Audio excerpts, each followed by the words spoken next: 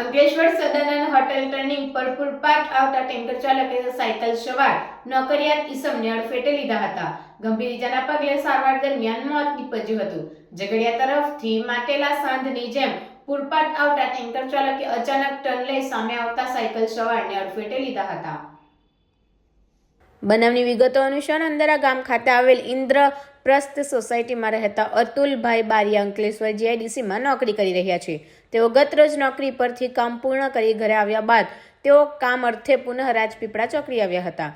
દરમિયાન 5 વાગ્યાના અરસામાં તેઓ સદાનંદ હોટલથી રાજપીપળા ચોકડી તરફ જઈ રહ્યા હતા. તે દરમિયાન ઝઘડિયા તરફથી પૂરપાટ આવી રહેલ ટેન્કર ચાલકે અચાનક સદાનંદ રોડ તરફ ટેન્કર લઈ ઘસી આવી સાયકલ સવાર અતુલભાઈ બારિયાને અડફેટે લેતા તેમને ગંભીર ઈજા પહોંચી હતી.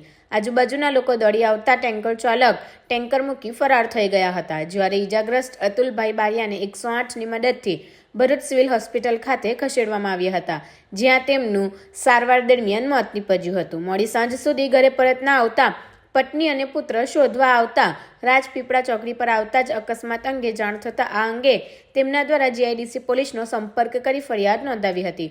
પોલીસે પુત્ર ભાવેશ બારિયાની ફરિયાદને આધારે ગુનો નોંધી ફરાર ટેન્કર ચાલકની ધરપકડના ચક્રો ગતિમાન કર્યા હતા.